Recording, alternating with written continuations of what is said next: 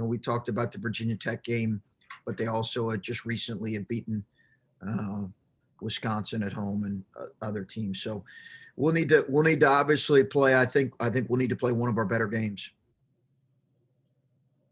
Okay, we'll start with Clay Hall. Chris, with Michigan looming, has it been a tough sell at all to get ready for Penn State? Yeah, Clay, not really. I say that. I think we've got great respect for Penn State and the fact that we were down 8 with, a few minutes to go here. Right. And let's be honest, Clay, last several years we played there, the games haven't been close. They have beat us handily.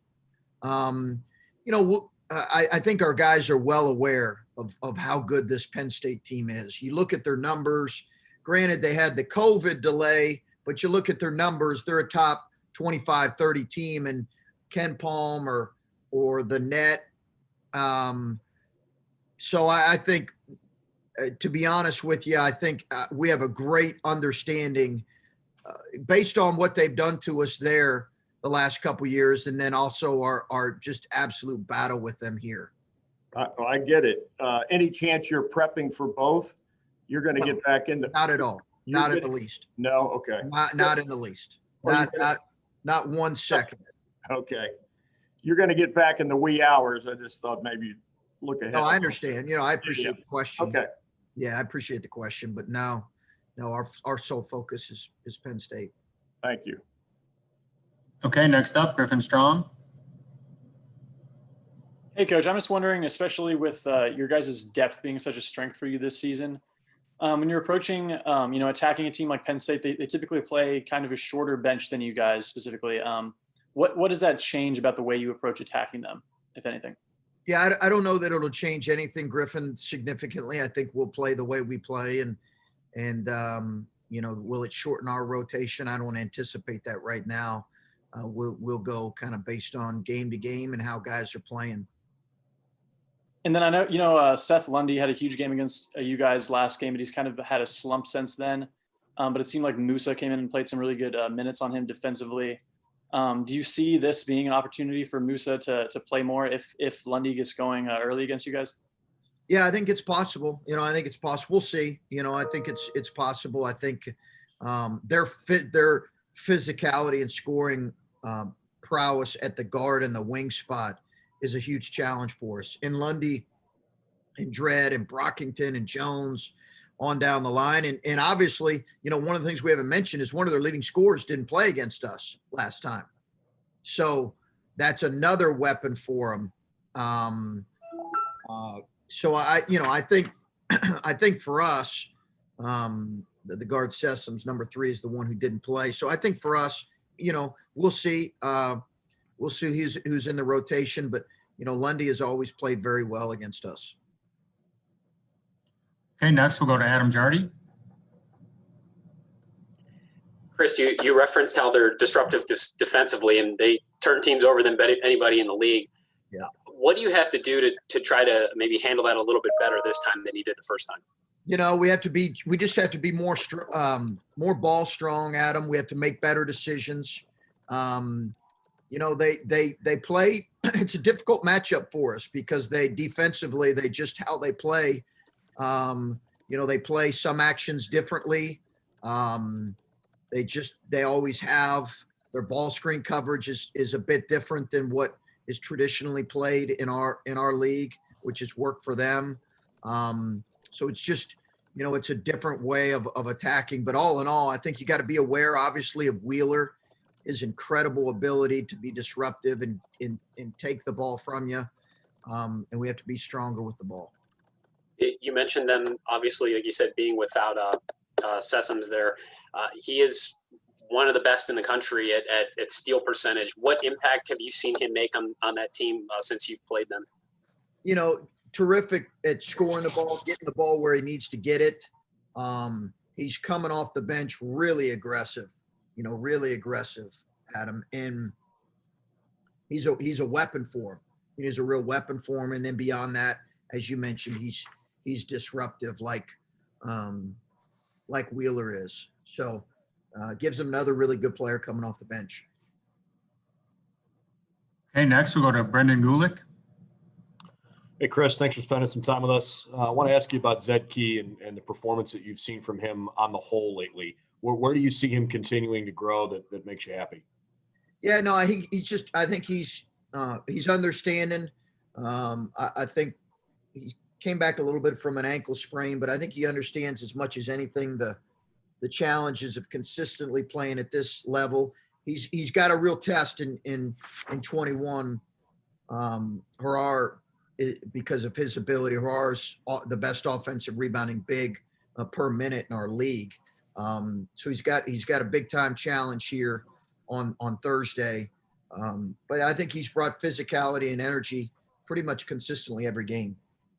How much do you try to, throw in new wrinkles when you play a team a second time? Obviously, it comes down to execution at the end of the game, and you got to make shots to win. By this time of the year, teams know each other's identities. But is there much that you can do strategically to try to surprise somebody or give them a different look, or is it strictly just execution? No, I think there are adjustments you try to make. You try to find ways to maybe put your guys in better position than what they were in game one. They'll make adjustments too. I think both teams do that, whether it's minor tweaks. I don't think it's major overhauls, but I think both teams will try to do those. Okay, next we'll go to Spencer Holbrook. Chris, I think there's only been one other time in Kyle's career where he's had double digits in 3 out of 4 games. How much more difficult does that make you guys to defend when he's able to find some quick points there? Yeah, we need that from him. I think he understands that. He's playing with great confidence now. I think his ability, Kyle's ability to make open shots, to make post ups, to finish around the glass, to create extra possessions has been really good, and it's going to continue to need to be a factor for us. And then you talked about it off the top here about not looking forward at all, but is there a level of confidence where you don't even have to really mention that because you've talked about your leadership on this team? You've got guys that are able to do that for you. Do you even have to mention that, or is that something that just comes naturally with the leadership you've got?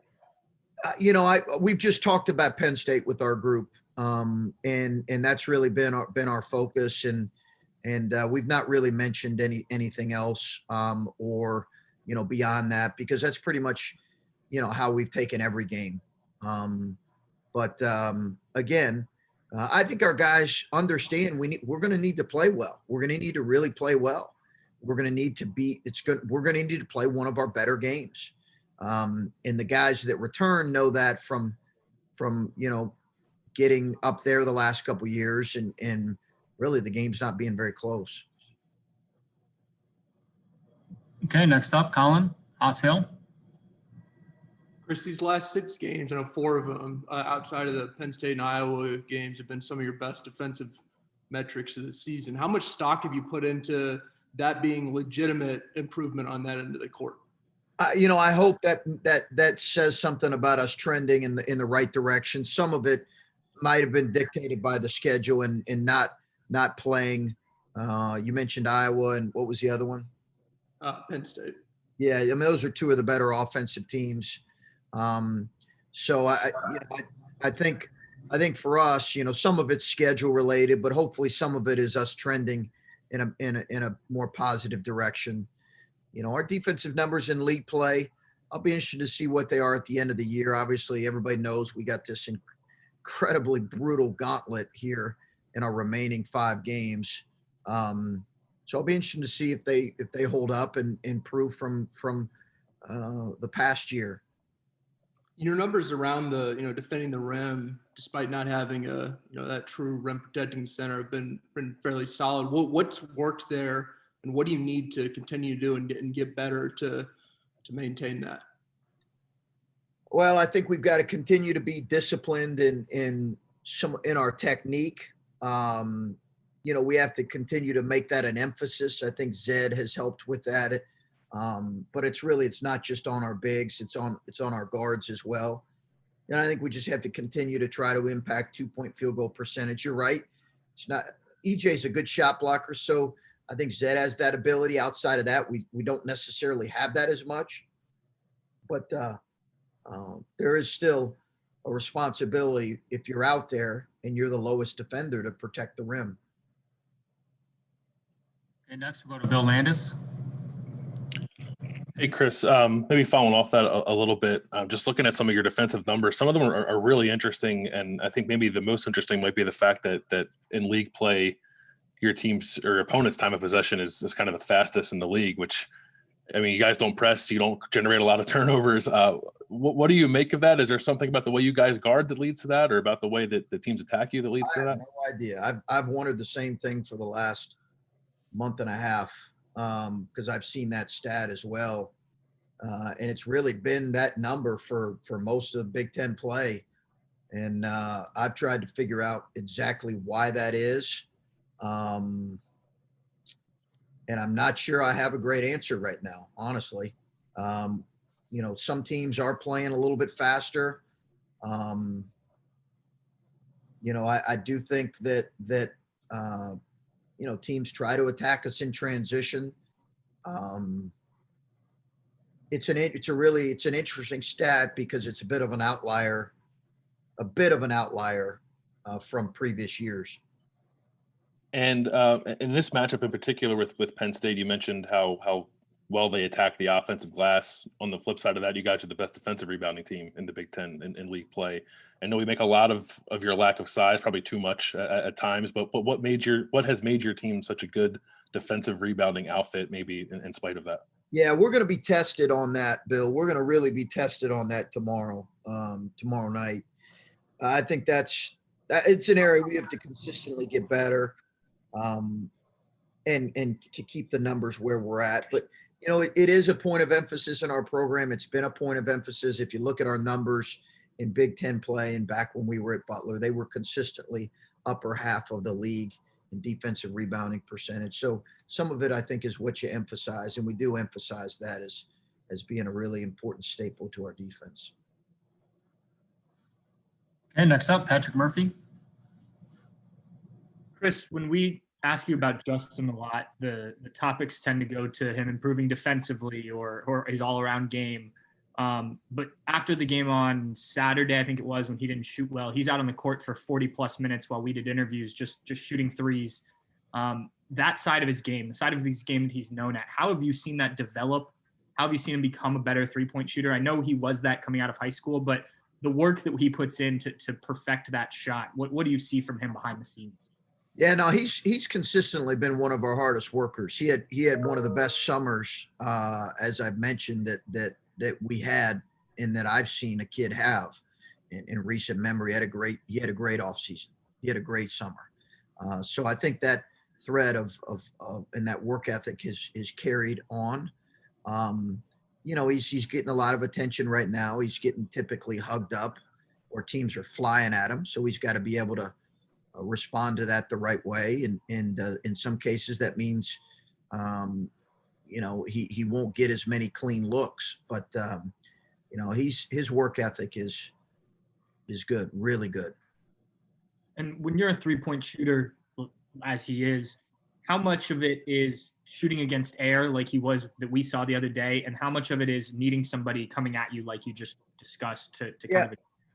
Yeah, I think it's both. You know, You know, he's not going to have many clean looks. He'll have some. He's got to find some in transition. He's got to find some off of just general ball movement. But, you know, he's got to stay aggressive. He's going to shoot some that are semi-contested, and that's the freedom that I want him to have right now. I don't want him to shoot every one of them to be contested, but there are some that are going to be contested, and a guy like him has proven that he deserves the freedom to shoot some of those. Okay, we'll go back to Adam Jardy. Chris, so many of our conversations with you this year have been about how tough this league is and how statistically it ranks as the most difficult league you've ever coached in. And as you sit here and you look at what you still have ahead of you, and just kind of looking at the state of the league in general, can you just, I don't know, try to find a way to maybe explain to us a little bit what it's like to be on your side of it, where you're trying to, you know, you're making your hay in this league, and just like, I wonder what that's like on your end. We watch the games, we look at the numbers, but like, what kind of toll does that take, or what does that feel like to be going through it on a day-to-day basis?